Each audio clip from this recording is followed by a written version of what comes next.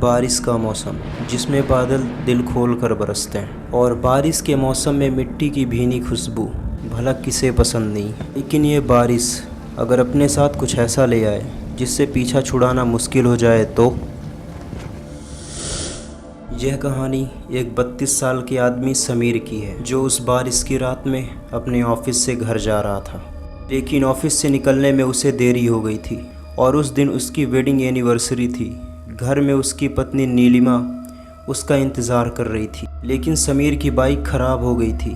Bike ख़राब होने की वजह से उसने सोचा कि आज वो बस से ही घर चला जाएगा क्योंकि बस के आने का टाइम हो गया था। समीर धीरे धीरे चलते हुए बस स्टॉप की ओर बढ़ ही रहा था कि अचानक आसमान में बिजली कड़की और अचानक बारिश शुरू हो गई जिससे कि समीर भीगने लगा था और ख़ुद को बचाने के लिए उसने अपने बैग को सर पर रखा। लेकिन समीर के कपड़े पूरी तरह से भीग गए थे और वो अभी भी भीग रहा था। लेकिन अचानक उसने महसूस किया कि उसके ऊपर से पानी आना बंद हो गया और जब उसने ऊपर देखा तो उसने देखा कि उसके बगल में एक व्यक्ति खड़ा हुआ है जिसने छाता लेके उसको बारिश से बचाया। और उस आदमी को खुद की हेल्प करता देख समीर खुश हो गया और वह उस व्यक्ति को देख रहा था।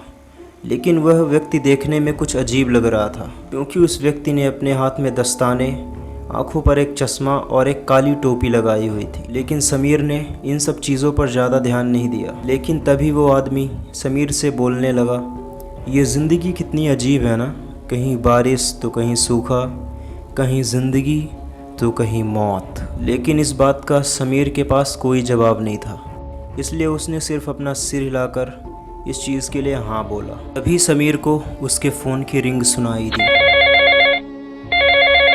लेकिन फ़ोन उठाते समय उसके हाथ से फ़ोन नीचे गिर जाता है और जैसे ही फ़ोन उठाने के लिए समीर नीचे झुकता है उसे कुछ ऐसा दिखता है जिसे देखकर उसे अपनी आंखों पर विश्वास ही नहीं होता। उसने देखा कि उस व्यक्ति के पैर ही नहीं थे। समीर को उसकी सिर्फ पैंट और जूते नज़र आ रहे थे क्योंकि उस व्यक्ति के पैर थे ही नहीं। और ये सब देख के समीर बेहद ही डर जाता है और वो चुपचाप बिना कुछ बोले हुए सीधा खड़ा हो जाता है। फिर समीर उस व्यक्ति से दूर जाने के बारे में सोचता है।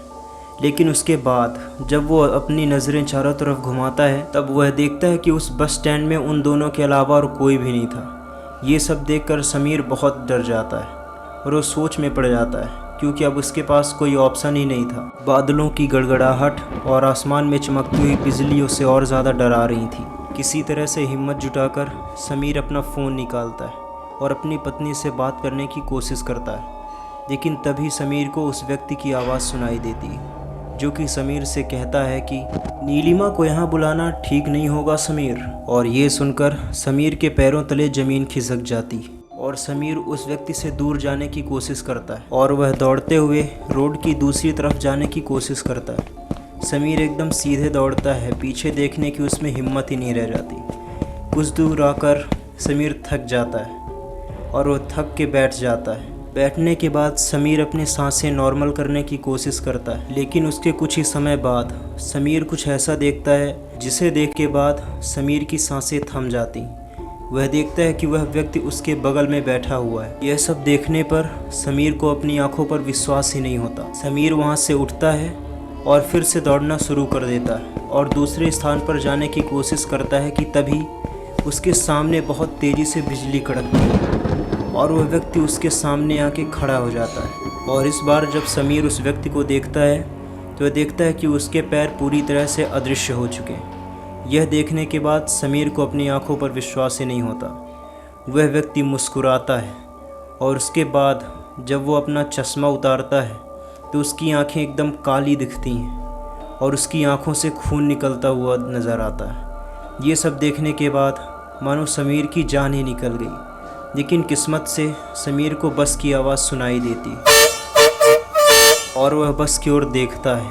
तभी उसे बहुत सारे पैरों के चलने की आवाज़ सुनाई देती है जो कि बहुत सारे लोगों की थी। उसके बाद समीर को लगता है कि अब वह बच जाएगा क्योंकि बस आ गई थी और वह बस में चढ़ने के लिए दौड़ता है और सभी व्यक्ति उसमें चढ़ने के लिए दौड़ते हैं। समीर उन लोगों के बीच फंस जाता है और इसी धक्का मुक्की में समीर नीचे गिर जाता है और ज़्यादा भीड़ होने की वजह से समीर वहाँ से उठ नहीं पाता और इसी धक्का मुक्की में उसका एक पैर बस के नीचे चला जाता है और बस के नीचे कुचल जाता है। कुछ समय बाद नीलिमा उस बस स्टॉप पर ऑटो से पहुंचती है और वहां पहुंचने के बाद वो देखती है कि समीर खून से लथपथ रोड पर पड़ा हुआ है। और ये देखने के बाद नीलिमा समीर को हॉस्पिटल ले जाती है। हॉस्पिटल जाने पर पता चलता है कि समीर अब बहुत दिन तक चलने के लायक नहीं रहा और समीर डिप्रेशन में चला जाता है, लेकिन उसकी हालत पहले से काफ़ी अच्छी थी। उस रात उस बस स्टॉप पर क्या हुआ था, यह जानने के लिए नीलिमा हर रात को वहां जाती थी और उस व्यक्ति की खोज करने लगती थी, लेकिन उसे वह व्यक्ति कहीं भी नहीं दिखा और वह व्यक्ति गायब हो गया। आपको क्या लगता है उस व्यक्ति ने समीर की ऐसी हालत क्यों की? आप लोग कमेंट सेक्शन